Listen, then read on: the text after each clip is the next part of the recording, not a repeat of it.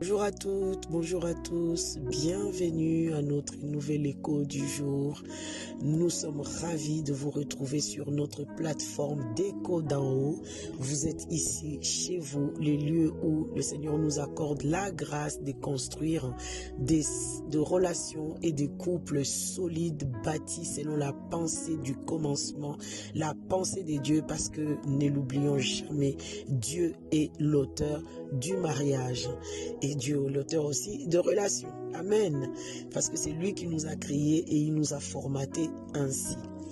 Alors que nous rentrons en plein week-end, hein, nous voulons vous laisser aller dans votre week-end. Je ne sais pas qu'est-ce que vous avez prévu de faire, avec une pensée à méditer pendant le week-end, une pensée très très pertinente, hein, et nous prions par la grâce de Dieu que vous allez trouver des réponses à vos questions, ou en tout cas vous allez mettre la lumière dans les zones d'ombre qui étaient là auparavant. Alors sans plus tarder, notre question du jour se porte sur le cheminement, les fiançailles ou encore la préparation aux fiançailles. La question est: comment je fais parce que ma famille s'oppose à mon mariage du fait que le partenaire ou encore le prétendant que je trouvais est déjà père ou est déjà mère? Comment je fais? Il s'oppose à mon mariage parce que non, la personne que tu nous amènes a déjà un enfant. Comment je fais? Alors, c'est vrai que dans notre inconscient, dans notre imaginaire, sauf dans les cas de personnes qui ont déjà eu à se marier avant, qui peuvent se retrouver avec des enfants et puis qui veulent se marier à nouveau, là, on ne se pose pas vraiment trop de questions. Mais lorsque les personnes sont jeunes et qu'ils viennent avec un conjoint, qu'ils viennent avec quelqu'un pour dire j'ai trouvé quelqu'un, et oui, bon, sauf que la personne a déjà un enfant. Bon, dans la majorité des cas, je parle bien de un enfant parce que souvent ce sont des accidents de parcours en fait. C'est des accidents de parcours où voilà, la personne a un enfant. Quand il y a 2 enfants, 3, là c'était déjà sûrement un mariage, hein. Bon, donc ici on veut vraiment, bon, les autres cas, on peut aussi le prendre en compte, mais notre focus est un peu dans le cas où la personne a eu un accident de parcours et s'est retrouvée avec un enfant dans les bras. Alors, on va aussi nous rappeler que dans ces cas de figure, ce n'est pas parce que dans la majorité des cas, c'est la fille qui garde l'enfant, qui en prend son quotidien, et le père il assiste, ou je ne sais pas comment ils se sont organisés, ou des fois quand c'est comme ça, le père il est le père ou la mère, hein, il y a peut-être sûrement l'un d'eux qui s'est complètement désengagé, soit il nie la grossesse, soit il disparaît, soit ceci ou cela. Il y a beaucoup de cas de figure, mais il faut savoir que la personne qui a eu un accident de parcours, le jour où il veut se marier, il y aura ces paramètres-là, la présence de cet enfant dans sa vie qui peut questionner en fait dans le futur lien qu'il veut contracter avec la nouvelle personne. Alors, les parents ou la famille en tout cas refusent. Qu'est-ce que j'ai fait? Alors, nous, on va vous accompagner ici pour nous éclairer un peu et apporter un peu notre conseil ou encore notre soutien dans ces cas de figure. Alors, nous devons comprendre une chose très capitale qui se passe aujourd'hui dans notre société. Dans notre société d'aujourd'hui, la réalité spirituelle, c'est que le mariage est très attaqué. Très attaqué, pourquoi? On contracte des mariages, énormément de mariages de manière officieuse et pas du tout de manière officielle. Un mariage de manière officieuse, officieuse, pardon, c'est ces mariages où on rencontre la personne le premier soir, où ça fait une semaine, un mois, ou je ne sais pas quoi. On ne se donne même pas la peine de voir les parents ou de faire les choses dans la règle de l'art. La mairie ou encore les autorités spirituelles. Et puis on couche déjà avec la personne. Quand on a couché avec la personne, on vient de contracter un mariage. Sauf que le mariage n'est pas du tout officiel. C'est ça un mariage. Et aujourd'hui, notre société est remplie de ces types de mariages. Bon, il y en a qui vont encore aller plus loin. Bon, dans ces mariages officiels, ça peut durer 15 ans, 20 ans. C'est un mariage officiel. Aujourd'hui, dans notre langage courant, on appelle ça « nous vivons en concubinage ». Donc, c'est un mariage, mais qui est officieux.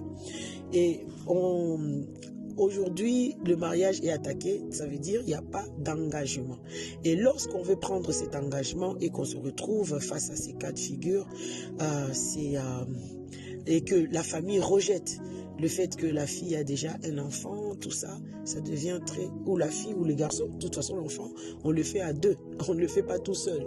Si l'enfant est entre les mains aujourd'hui de la maman ou du papa, ça ne veut pas dire que l'autre, non. Donc voilà. Dans le cas de figure, ça peut être la même chose. Le garçon peut aller peut aller se marier dans la famille d'une fille et la famille rejette pour dire il est déjà père. Ou de l'autre côté, non, il est déjà mère. Alors, il faut comprendre une chose, que notre société est en train je dirais pas évoluer, mais c'est un grand changement dans nos mœurs au fait, qui fait que on doit prendre cet élément en compte. Et souvent c'est à cause de cette culture qui s'est mise en place, on a maintenant cette habitude et c'est devenu très banal que les jeunes ou les personnes, vous avez entendu parler, le gouvernement a même mis l'âge de la majorité sexuelle à 12 ans ou 13 ans. C'est juste incroyable, le mariage est attaqué. Et du coup,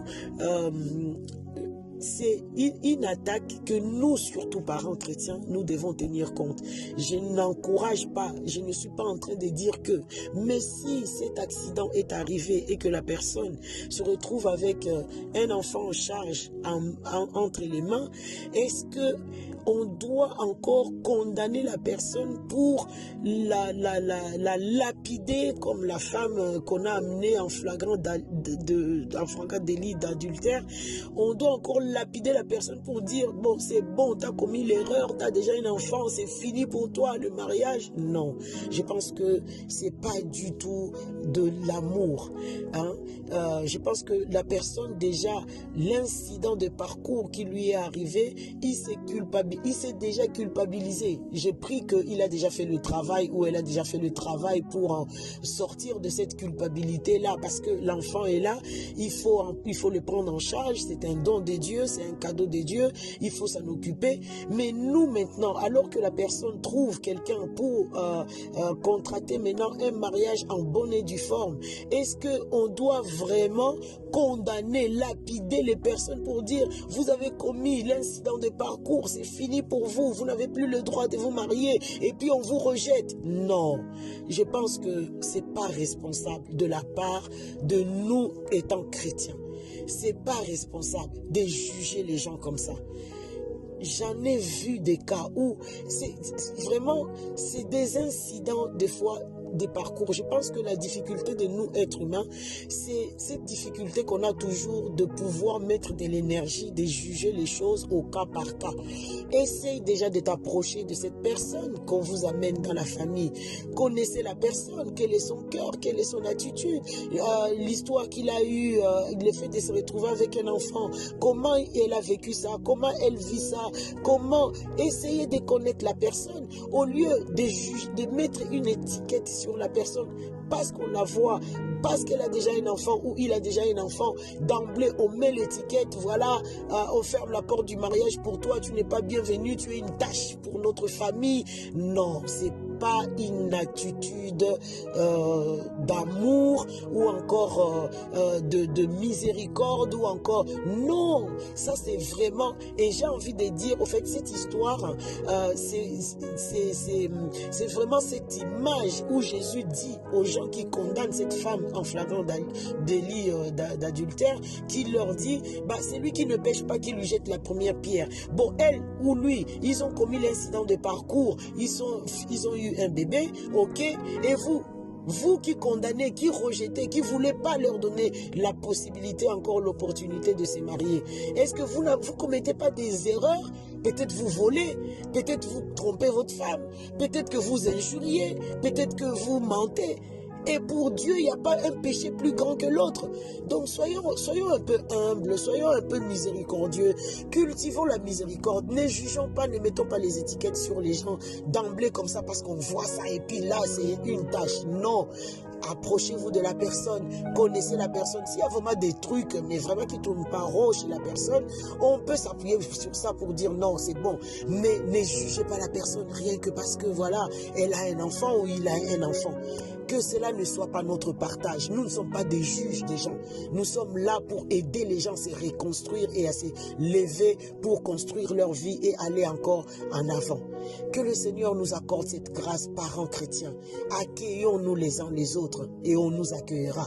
Que la grâce nous soit donnée et s'il nous plaît, apaisons nos cœurs et accueillons ces personnes qui ont eu des incidents de parcours, donnez-leur encore l'opportunité de rebâtir ou de reconstruire leur vie et vraiment que le Seigneur nous aide, quoi. Ne soyons pas des juges, soyons miséricordieux. Jésus dit, heureux le miséricordieux parce que on va vous faire miséricorde et de la même coupe que tu juges l'autre, on te jugera.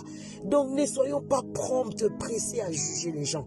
S'il nous plaît, vraiment je nous en supplie, que le Seigneur nous accorde cette capacité d'aimer et d'aimer réellement sans juger selon les apparences dans les noms de Jésus.